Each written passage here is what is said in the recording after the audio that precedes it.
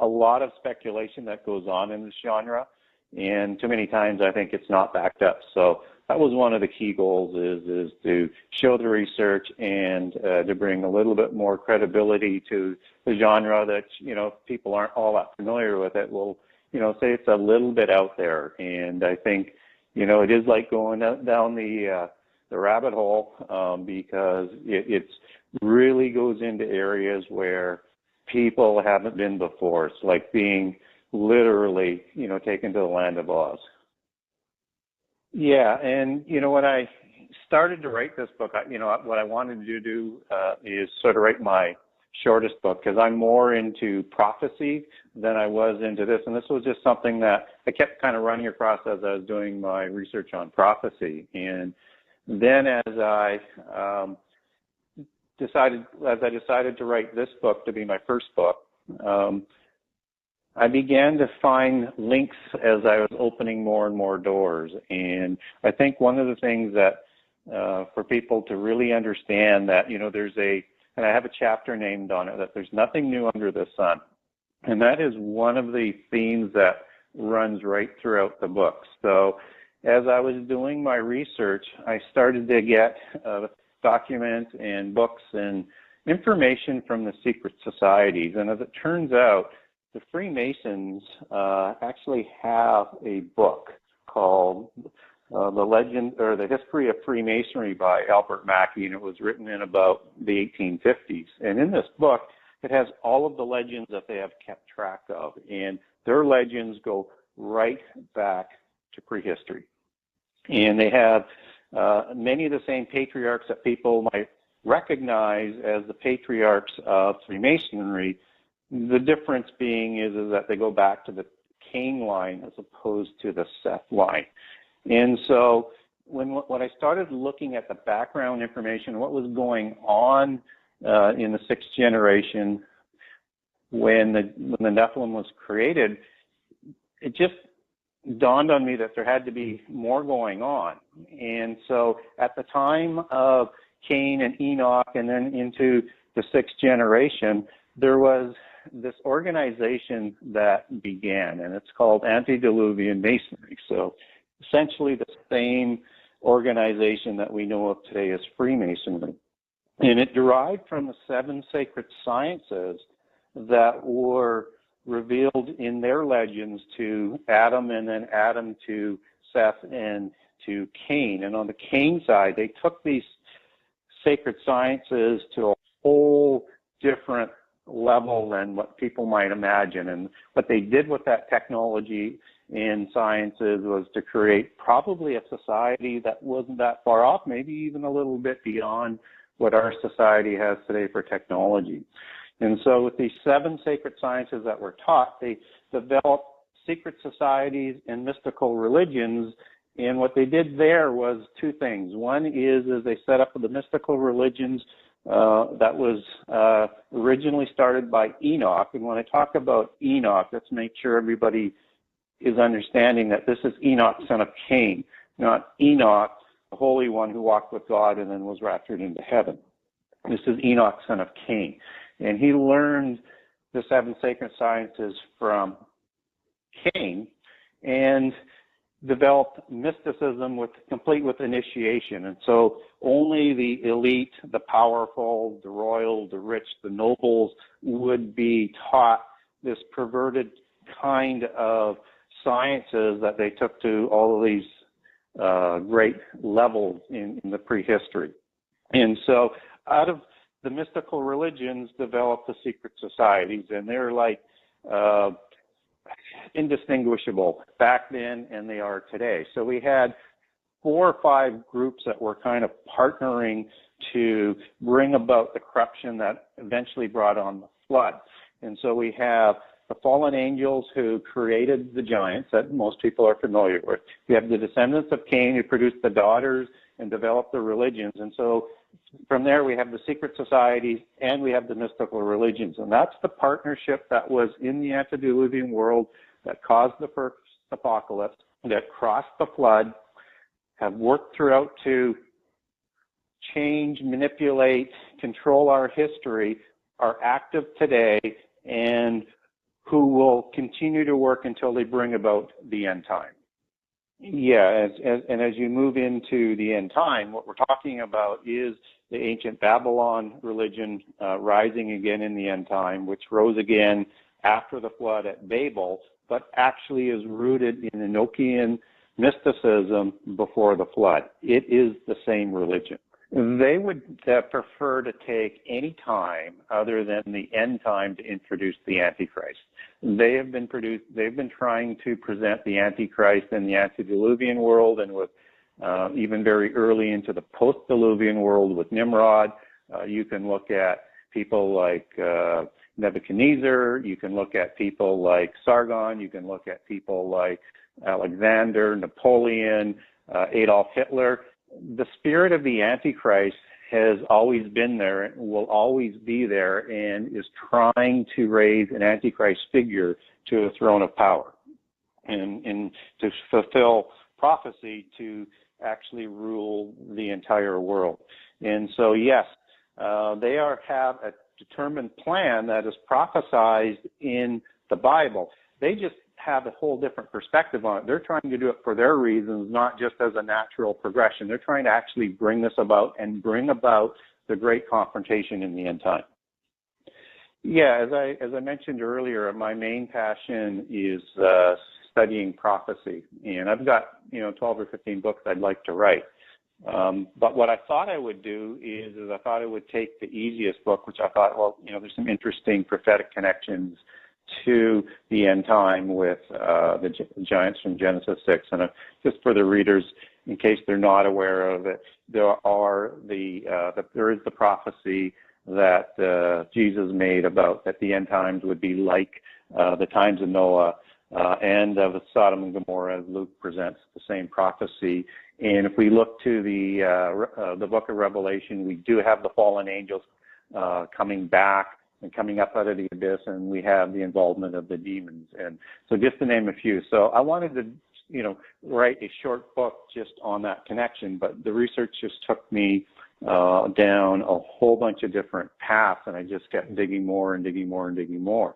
But my true passion, as I said, is the prophetic side, and that's why, as I found the research, I decided that somebody needed to connect these dots. And I think by the time somebody is done with chapter 98, they're going to find out that they're going to receive more information than they ever thought was possible, because it's going to come at you through every chapter of the book. It doesn't stop. I'm going to connect more dots to more organizations, more people, more history, more future events, more things that are going on right now, and connect all of those partners that we've talked about earlier, the descendants of Cain, the Nephilim descendants, the mystical religions and the secret societies, and follow them through history and point out who they are today, what they're doing today to bring about the end time, and then to bring about the Antichrist.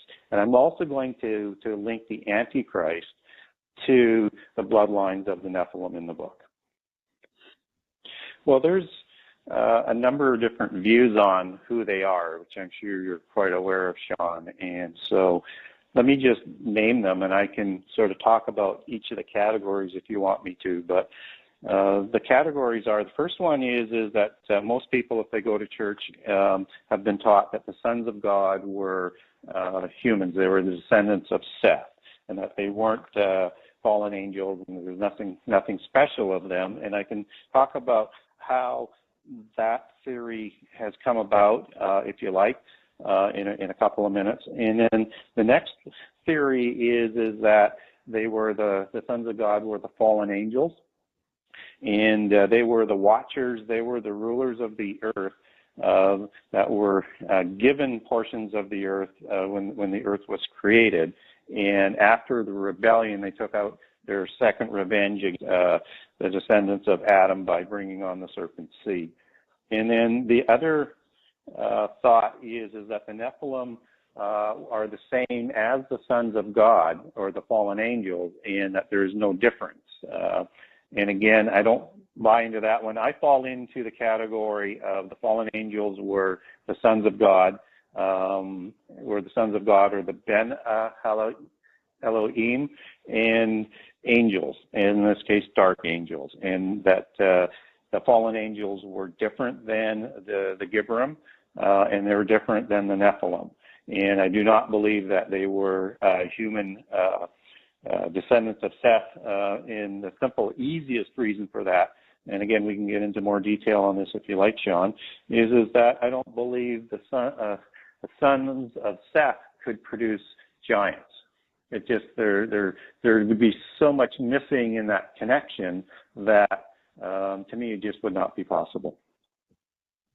And if people want to get a quick understanding as to who the sons of God are, they can quickly go to the book of Job. That gives the most clear and concise references to the sons of God, and that would be Job 1:6, Job 2:1, and Job 38, verses 4 through 7, as I recall. And in there, it lists the angels who presented themselves to God in creation, and they shouted for joy at the creation of the universe. And there's an annotation in many of the translations that there'll be a star and a footnote, or a footnote at the bottom of the page, and it'll note that angels are Hebrew for the sons of God. And these are the same sons of God in Deuteronomy 32, where the earth was split up. And in most translations, that'll have the sons of Israel.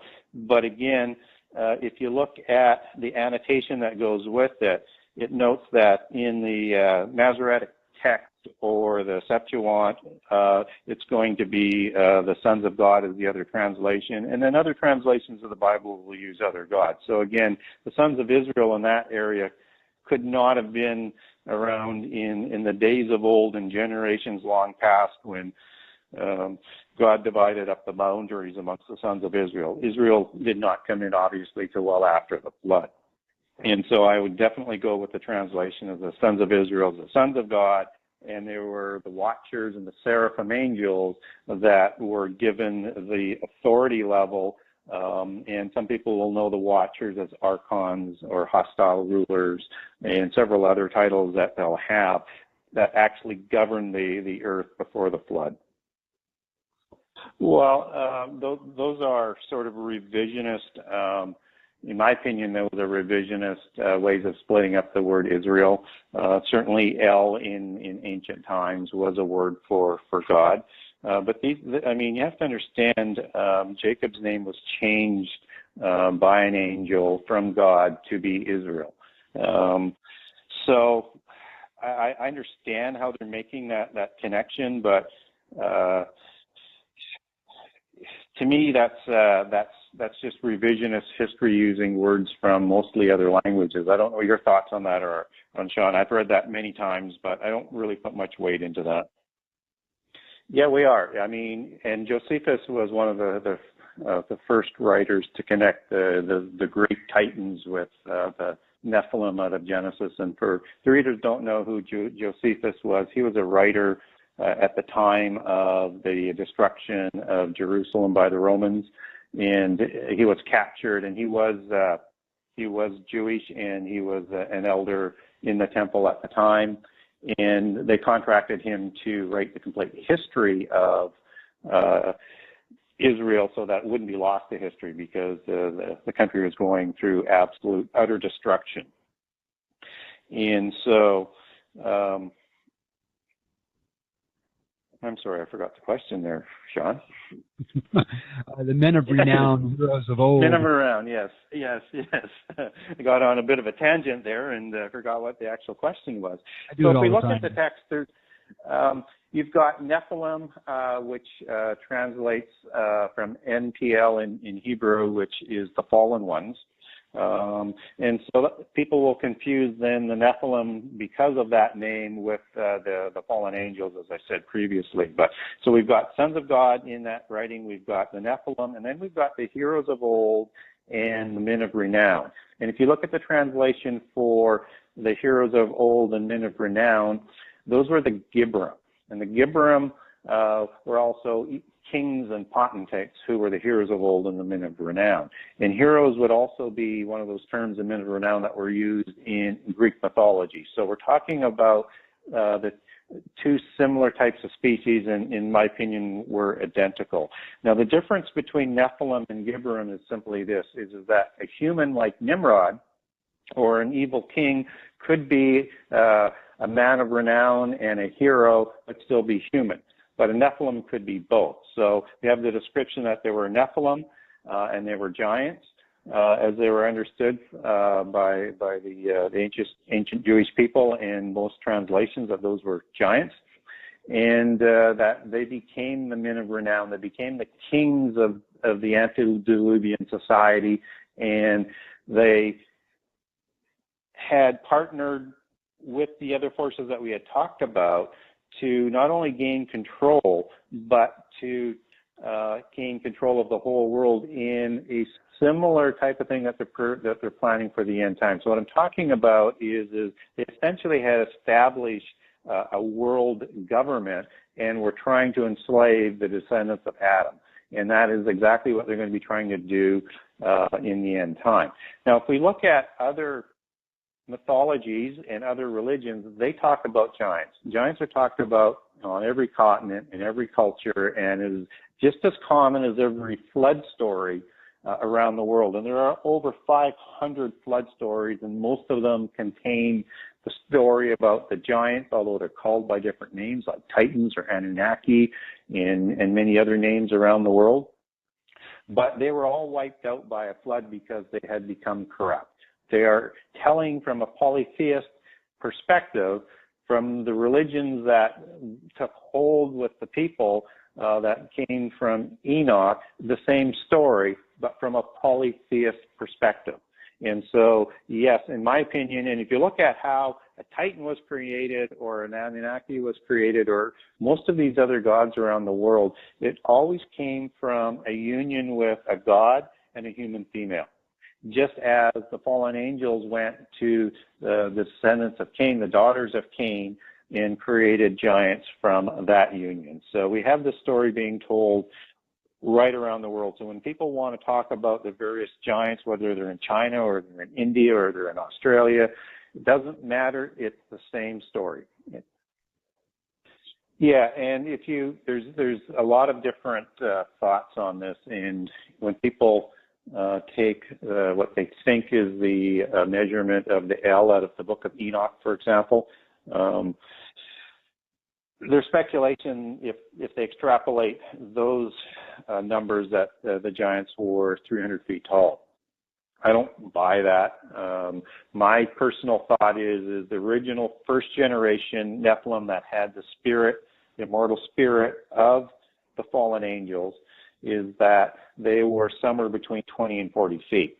It's not that I'm trying to knock what the Book of Enoch says. It just sounds like that's a size that just makes no sense to me whatsoever. I won't rule it out, but if you look at when we do have some measurements of some giants, 16 to 20 feet is sort of the largest that there's any documentation on. Biblically, if you look at two giants that we can look at, and they were after the flood, although Og would be one that is likely a survivor from the antediluvian age. And again, for a lot of Bible people, they'll say, well, I thought nobody survived the flood, and I'll cover that off in the book as well. But if they did want to look at a couple references to Og, was during the conquest, and we were looking at two annotations with Joshua and his encounter with Og and Sihon, his brother, who also survived the flood, and that was in Joshua 12 and Deuteronomy 3. And so in most translations, the bed is 13 feet long.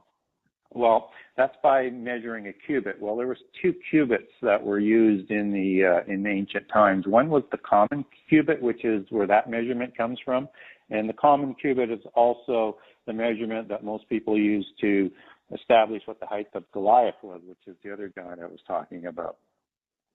But the standard cubit was 18 inches, and the royal cubit is about 21 inches. So if you extrapolate the bed that Og was in, it now becomes about a 16 to 16 and a half foot bed, and it makes Goliath about 12 feet, almost 12 feet, just shy of it.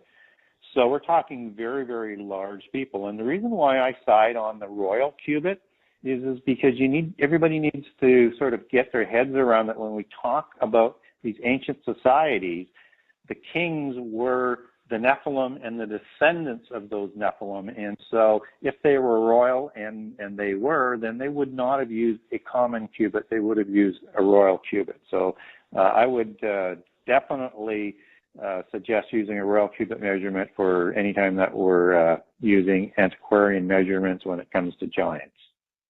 So we're talking massive size to them, but these giants just weren't tall.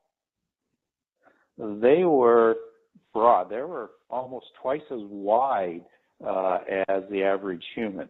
And they not only were they wide, they were muscular and they were fleet of foot. So they weren't these sideshow, were nimble beasts. These were beings that were built for war and military and fleet of foot, fleet of hand, very skillful.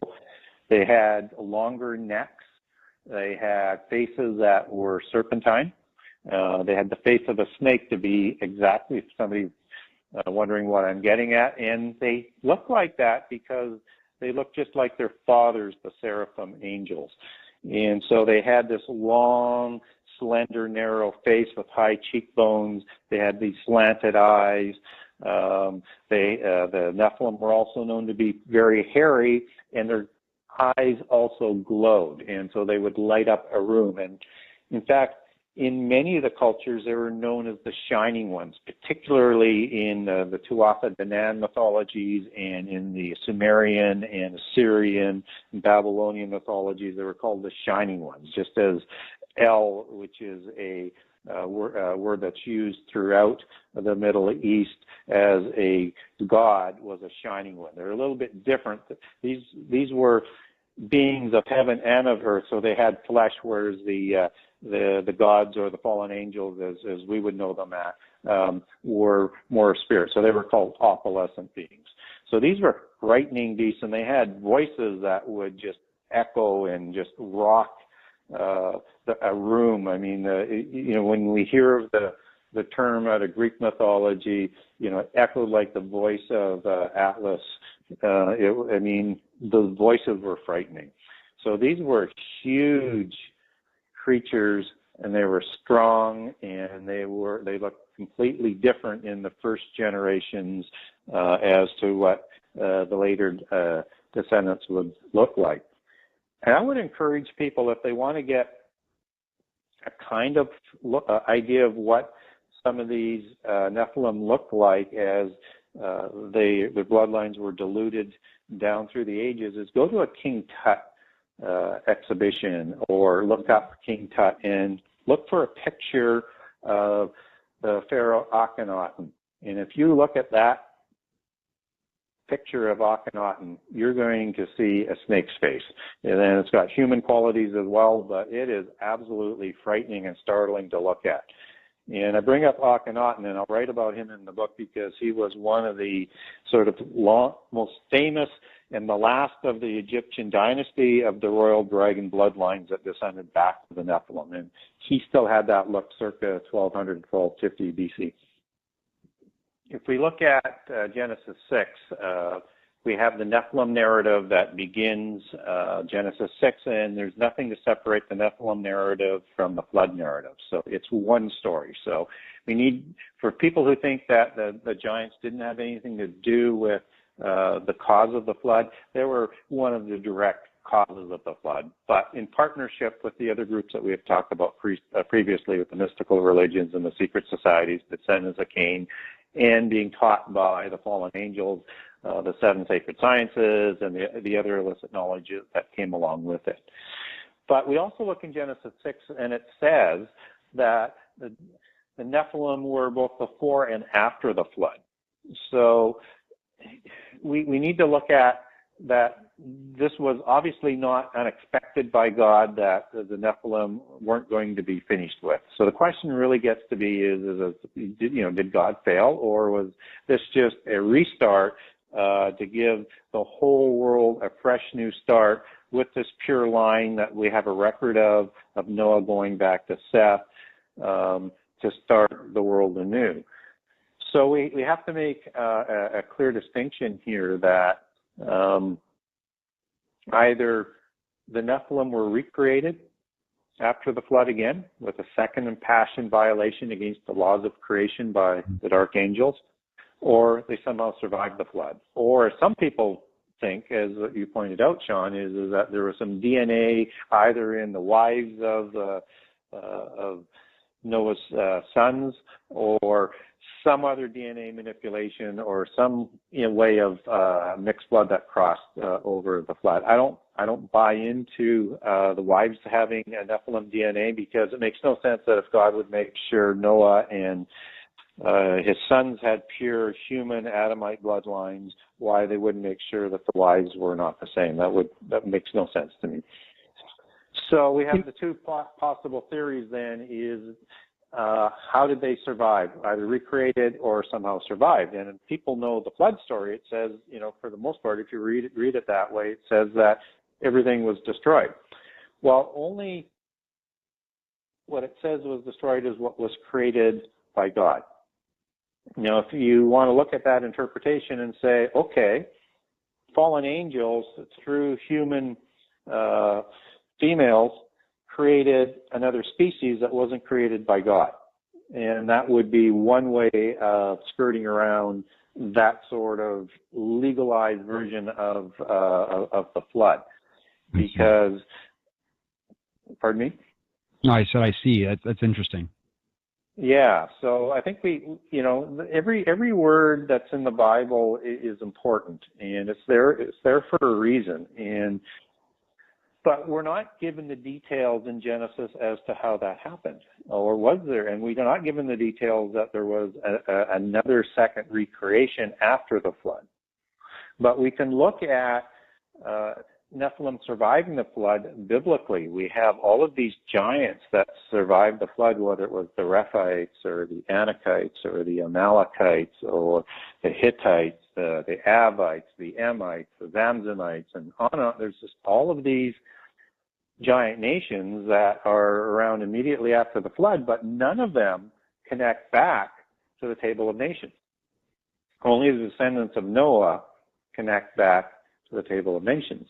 And even some of the later descendants, once they intermingled with the giants, their genealogies are no longer recorded. So you don't see Nimrod's descendants being recorded. And you can say the same thing from Japheth's line with Gog and Magog. And interestingly, in other languages, Gog translates as a giant. Now, that doesn't mean that Gog, son of Japheth, was a giant. It just means that they cohabitated with the survivors of giants. So we have to sort of figure out how this happened, and I spent a lot of time in the book giving ways that happened. And so we can look at other mythologies and see what they say, and then see how in other religions and see what that says, and see how that matches up with what's written in the Bible. And again, for the listeners out there, I'll measure up all of the research that I do against what it says in the Bible. So if it doesn't make sense with what it's written in Scripture, then I discard it. But if it does match up, and so much of it does, then we do have other possibilities.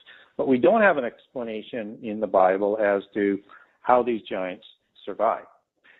And so if we look at, let's say, the Greek mythology, for example, and we have Deucalion and Norea surviving the flood. Well, it sounds like an ark story. It is an ark story, except when you get into the details. So if you look at Deucalion, he is the son of Prometheus. Now, there were two Prometheuses. One was a god and one was a titan. And so again, when we look at prehistory, whether it's Titans or the Anunnaki, you can have a heavenly Anunnaki and an earthly Anunnaki, and you can have a heavenly Titan and you can have an earthly Titan. Again, the separation is the type of God. One's a god, one's a demigod. One's a fallen angel, one's a Nephilim. And so the second creation from the god with human females is the lower level of God, which was a demigod like a Nephilim. So even in the Greek mythology, which the Gnostics like to use, we're seeing a recollection of giants surviving, not of humans. So if we look around the different mythologies around the world, we see giants surviving in all of those stories. There's very, very few stories of the human first survival. There are some, but there are mostly stories of the giants surviving. And if we look at the Epic of Gilgamesh, for example, that's another one. And this one is really kind of interesting because it kind of brings both of the concepts together. So in the Epic of Gilgamesh, we have several characters. We have Gilgamesh, we have Enkidu, and we have Utnapishtim, which some people will recognize in other translations from the Middle East as Ziusudra. So these are the three main ones. But it's the Epic of Gilgamesh and the name Gilgamesh that most people are familiar with. And so Gilgamesh was a survivor of the flood, and he survived on the ark with Utnapishtim because he was one of the relatives of Utnapishtim. I'm struggling with my words tonight as well, too, Sean. And he is known as a demigod and as a giant. And what's interesting about Gilgamesh is he is mentioned by name in the book of Enoch as one of the giants that was warned about the flood. Even though they knew there was nothing that they could do, they were preparing for how they were going to take their knowledge, their religion, and, of course, the survival of the giants across the flood through another ark. And so Gilgamesh tells the story to Enkidu. Enkidu is created after the flood and another creation of giants to counterbalance Gilgamesh because he's such a monstrous, ruthless ruler, but they become friends. And so that plan doesn't work for the gods who created Enkidu afterwards. And he was a demigod just like Gilgamesh was. And Ziusudra or Utnapishtim was the king of the Nephilim of the area that they lived in, which was likely still the same area as where the story came from, as Sumeria, at the time of the flood. And he was the archetypical king or Nephilim, military warrior, potentate of that time. He was not this Noah-type figure.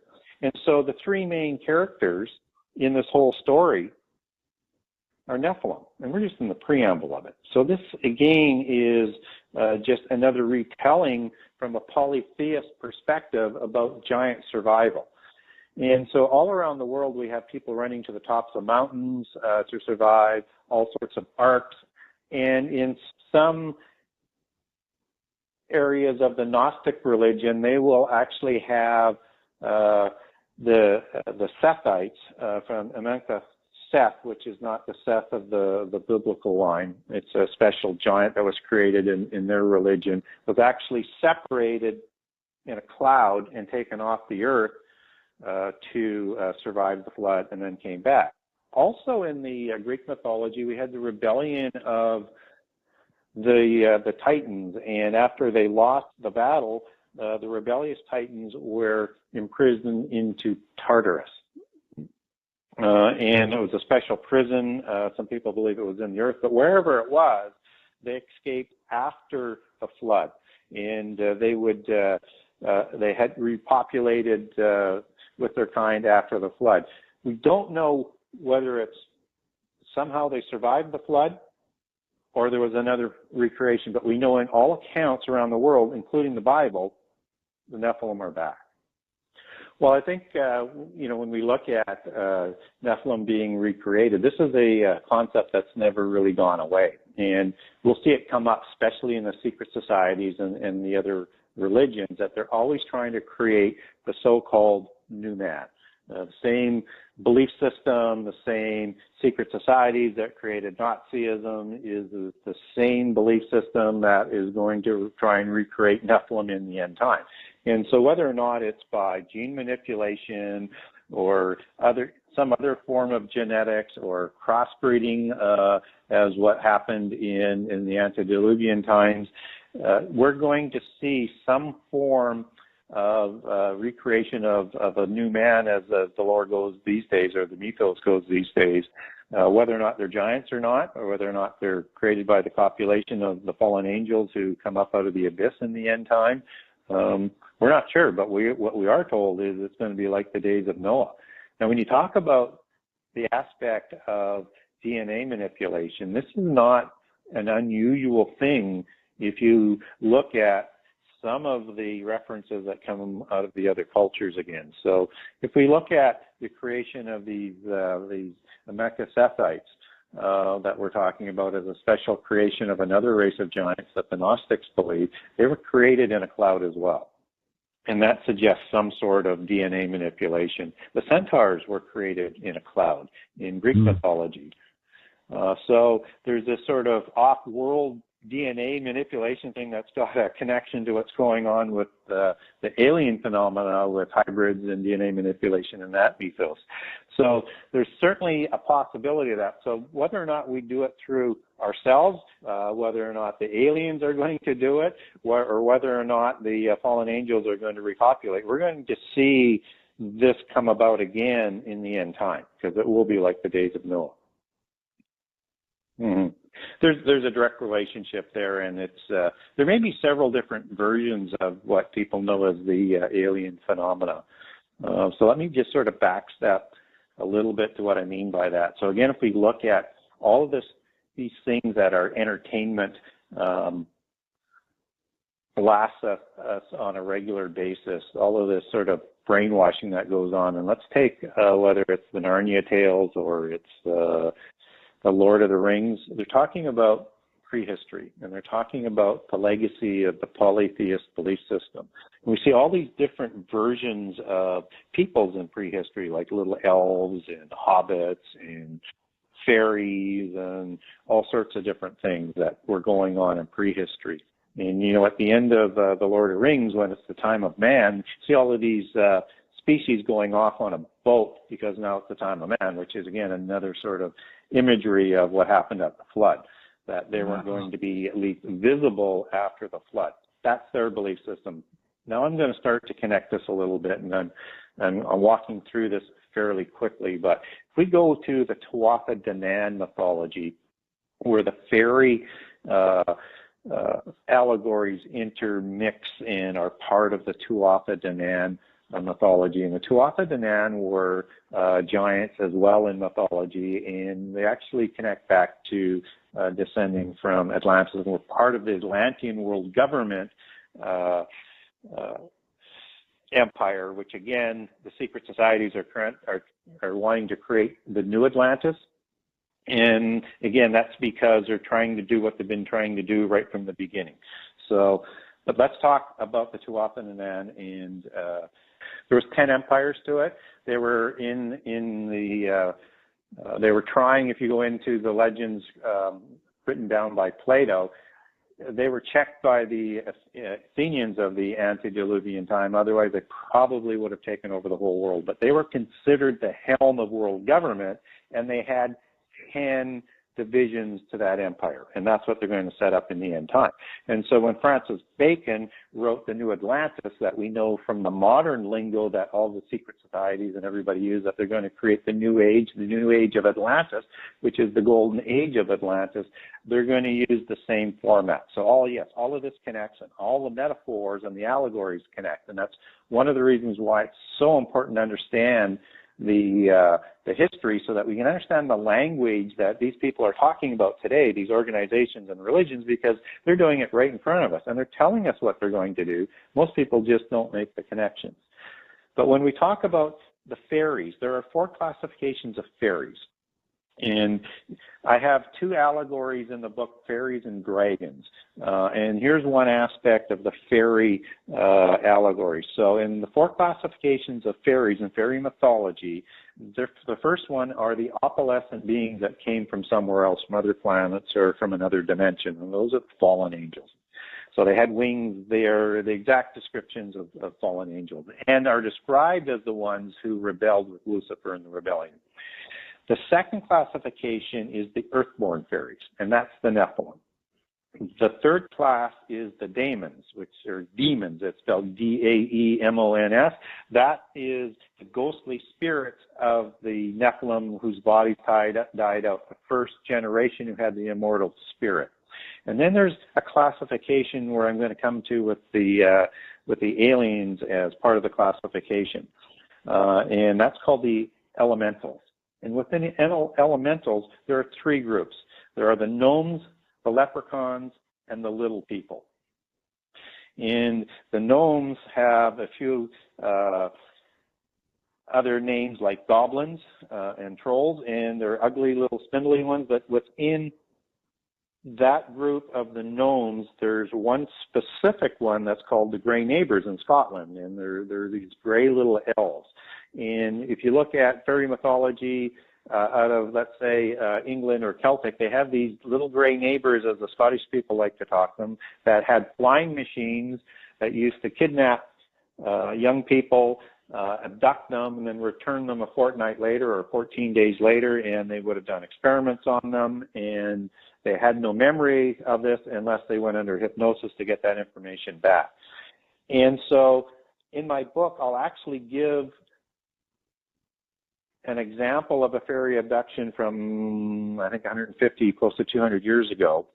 And if you didn't know that you were reading a fairy abduction, you would think you were reading an abduction by a gray alien. Now, when we look at some of the science fiction that goes on out there, and in terms of how we're being bombarded, there were many different species in Star Wars or Star Trek, and we're going to see a lot of different variations of these types of species as they present this delusion to us in the end time. So again, what happened in prehistory is going to be changed for our so-called technically advanced civilization in a way that we're going to accept it. So I think that there are survivors of these little people that are acting as the aliens, and I also believe that the demons are involved. And I also believe the fallen angels are involved. And fallen angels have a changeling quality to them. So they can take any shape that they want in this realm. So they could easily imitate other beings. But I think there are the classifications of these other beings that possibly some of them also survived from the flood. And I know that that sounds way out there for a lot of the audience. But believe me, as the book outlays things, you're going to say, this makes some sense as we get through the book. And I think when we look at some of the prophetic ends of the end, prophetic passages in the Bible of the end days, where we talk about war in heaven, and we talk about heavenly beings being captured with the two witnesses, and it prophesies that the Antichrist is trying to raise his throne into the heavens. I think there's a connection there, whether or not it's as we see in Star Wars or Star Trek or all these other different science fiction ones, that there's actually a galactic species that's out there that's all over the universe. We don't know that, but what I do believe is that is going to be part of the delusion, and that's what they're going to ask us to do, is to choose, as in Star Wars, for example, to rebel against the oppressive government, which they'll label as God and monotheism. You have to fight for your freedom, just as Lucifer and the fallen angels have been in rebellion since they revolted from God, and they're going to have us make a choice to stand and fight to earn our seat at the galactic table, as they'll probably describe it to us. But what we do know for sure is that we're going to have angelic beings, whether they're aliens or angelic beings. They are going to be part of the mix. So you could have angels plus aliens, or they could just be a complete angelic deception. So that, let's just talk a little bit about Enoch, and let me just sort of backpedal my way into this. In fact, one of the people that discovered the the first Gnostic scriptures was descendants of Robert the Bruce, and also did the translations on that. And that's no coincidence either. People are going to find in the book that everything is connected. We were talking before the break about the aliens, and if you look at all of the science fiction that's out there, it's absolutely embedded with mystical religion, whether it's the Force, universal life force, or if we talk about the Matrix and the religion that's in there. That's not a coincidence. And if people don't know sort of where the modern secret societies came from, it came from the descendants of the Essenes at the time of Jesus, who moved to Europe after the destruction of Jerusalem and Judah.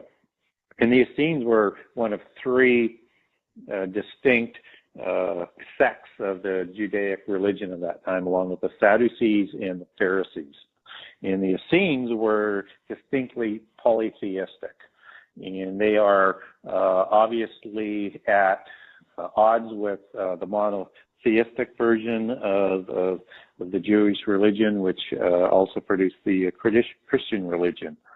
And so the Essenes, if people want to know a reference to who you can identify them with in the Bible, is go to Ezekiel, where Ezekiel is admonishing the people that go in one of the prophecies going forward. He has this vision of these people going into the temple and dressed in white, and they're praying to the east to the sun and praying to Tammuz, which is again one of the parent gods, and whether or not you want to call them Osiris or Tammuz or any one of the other ones, they're all the same god because it's all the same religion. So this is the religion that produced the modern secret societies, from right through to the Templars, through to the Freemasons and the Rosicrucians and the Skullbones. And no, Tammuz is at the top of the pantheon. So he's very much equivalent to Zeus, Okay. or Anu, or Marduk. So no. And Nimrod, he's been transposed into a godlike figure, more because he married into the giants, not that he was a Nephilim. He would be Gibram, as he was described, as what we talked about earlier, but he was not Nephilim, and his genealogy is traced from the Table of Nations. So again, we look at that, and even the Freemasons in their legends, they say he was large and he was a great hunter, but he was not a giant, even though there's lots of giants, a lot of other areas that would say Nimrod was a giant. But to raise him to the top of the pantheon, no, because best case, he would have been a demigod, which I don't believe he was. So you have to understand that there's gods, there's demigods, and there's humans. And that's sort of in terms of how we separate fallen angels, the giants, and human beings. So I would say no to that. Okay. Going back to the Essenes, they traced their religion back to the Great White Brotherhood, which again, you can see start some of these connections coming through with some of the secret societies of Heliopolis and the Egyptian religion, and they believe that Moses brought that polytheist religion with him to Israel, and there is the true religion. But the Essenes also, as their most holiest book, believe in the Book of Jubilees by Enoch. And they also believe in the fallen angels and the knowledge that was taught to them. And so they are a direct connection from about 2,000 years ago to prehistory to the modern history. And they're a very important sort of intersection in how all of these things come together. The Essenes would even, they would not give up the names of the fallen angels that they worshiped even upon death, and they swore an oath accordingly. And so when we go back into prehistory, now we need to understand when we're talking about Enoch, there's several books of Enoch. But we need to understand there are two Enochs. One is the descendant of Seth, and the other is the descendant of Cain. Enoch is the first son of Cain, and the first one that learned the knowledge and started the Enochian mysticism that the Essenes and all polytheism is based on, and the religion that crossed the flood and was spread to all the four corners of the earth. And so we have several names in the lineages that are very much identical, whether or not it's Enoch or it's Lamech. And so we have to be very, very careful not to confuse the two. And that's also why I go back to one of the rules that I like to do when I'm doing research from non-biblical sources, is if it doesn't match up perfectly with what the Bible says, I become very, very skeptical. I can appreciate the bias with the information, but if it's just totally in opposite positioning of what the Bible says, then it's misinformation and it's a deception. So there are several books of Enoch, like Enoch, Book of John, it's first book of Enoch, second book of Enoch, that I think matches up extraordinarily well with the Bible and Old Testament accounts. And books like the Book of Jude or even quote from the Book of Enoch. But the Book of Jubilees is a whole different ballgame.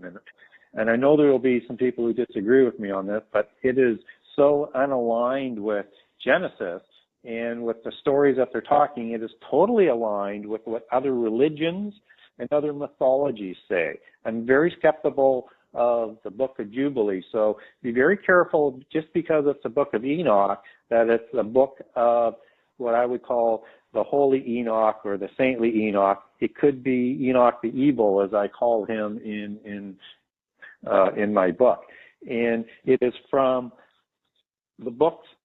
It is from the knowledge of Enoch that he learns from Cain, that he delivers to his descendants, that we see the rise of the secret societies, and we see the rise of mysticism, and we see the rise of the application of the technology to create things like the pyramids, as they like to claim. I'm not claiming they built the pyramid. I know there's a lot of speculation on that. What I do and what I do in my book is I let them speak for themselves, but they believe they created the pyramid. That's interesting. The fact that you talk about the saintly Enoch and an evil Enoch, and the fact that there were two of them, I had heard that before, but the way you break it down and you talk about it just blew me away. Now, there were two Lamechs as well, was there not? Yes, there were two Lamechs, one from each line. And so it's easy to intermix the two lines, and it's easy to intermix the records of both branches. And even the other names in both lines, they're so similar. It is crazy how similar in pronunciation that those names are. And what the polytheist belief is, and the ancient Mason belief is, and the modern Freemasonry belief is that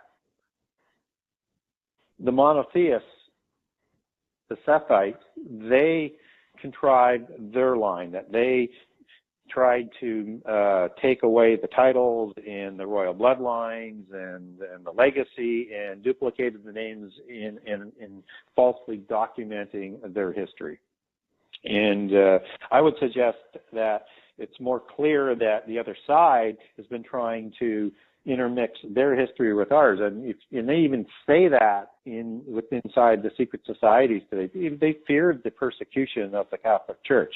So as the modern documents came up, they would say, well, no, it's not the evil Enoch that is our patriarch. It's the ecclesiastic or the holy Enoch. It's not the evil Lamech. It's the good Lamech.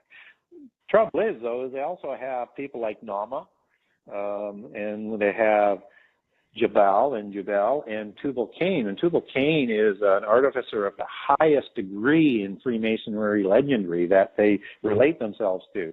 And even some of those legends, they actually say that, hey, they were trying to confuse the lineages so that they wouldn't have the persecution in modern times. So it's very clear that people have to be very, very careful when they're looking at the names and making sure they're applying the stories and the information to the proper lineage. And we see so much in prehistory, in Genesis account, that there's more going on than what is told to us. And we do have mention of Tubal-Cain, but we're not really told as to what degree people like Jubal and Nama took their skills to. But the four names that are mentioned in the Bible, Tubal, Nama, Jubal, and Jubal, They are very, very important in polytheist prehistory. And Nama, actually, in the Gnostic religion, is believed to be the original form of Norea. Norea has several different forms in the Greek and Gnostic scriptures that are out there, but to be the same person, Norea and Nama. And Nama is believed in their belief system to have married a giant. And so if we look at what Freemasonry talks about in terms of what these four people did, because this is not all that clear in the Bible. Josephus does give us a little bit more information, but Jabal was actually the one who rejuvenated Masonry in his generation. And that's the fifth science of geometry. And Jabal invented music, which became part of Pythagoras' mysticism after the flood. Nama was accredited with weaving, and in other accounts, she's accredited with teaching people how to read. And of course, Tubal-Cain was a smith and has a name that's hyphenated back to his father, who was also a smith. And so he's accredited with inventing tools and weapons, and was a master craftsman, and was a military leader, and known in their understanding of history in the Sumerian language as Tubal-Cain. So if we look at all of the things that the sons of Lamech and the one daughter, they started this whole sort of, I guess what has happened is the application of the sciences kind of slowed, but these four reinvigorated it. And for people who aren't familiar with the seven sacred sciences that I'm talking about, maybe I should quickly list them for the people. They sound a little bit simplistic, but it's actually what society is built on. And again, it's the levels that they took these sciences to. So there was grammar for the molding of minds through reading, which we talked about. Rhetoric, which is the art of persuasion. Dialectics, which is the discerning of falsehoods. And all of this combined into what people will really understand today, what was a collective new science that we understand as philosophy, which is all part of the religion. So when people think that philosophy is secular, it is religious based. It's all part of this whole mysticism. Then there was arithmetic, so all sorts of math. There was geometry, which included alchemy and masonry and building in angles.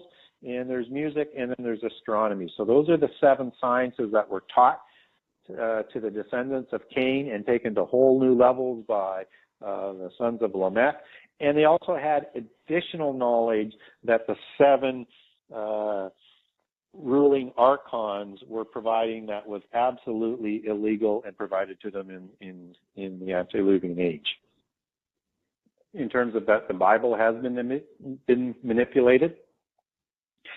I'm not convinced that a lot of the wording has been manipulated in the Bible. I know there's some things going on today as some of the publishers of certain types of Bibles are starting to change the wording.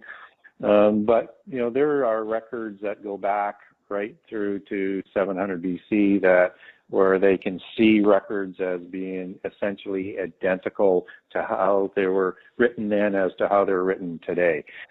There are, as they do translations into other languages, there's a couple of possible meanings that can go with it. So I have a number of Bibles. And different translations of the Bibles, but I tend to lean on the ones that will give the other possible translations, so that if I'm not quite sure what it means, it could mean that. Does it match up then with the rest of the Bible? When I talk about that it is in there specifically and for a reason, I don't think the Word of God is written in a happenstance sort of way, and I think we need to respect what it says. It will, at times, I think people will say that it might contradict itself. I don't believe the Bible ever contradicts itself. I believe what the Bible does is add additional information as to what may have been given before, and continues to build on those precepts. But I don't believe that it is in contradiction. I think unless you can speak perfect ancient languages, then you're going to have to rely on modern translations. Just be careful that there are a few out there today that are starting to change some of the wording. But we're reading the King James Version can be very difficult for a lot of people. So I don't think it's I think people should pick the version that they're most comfortable with.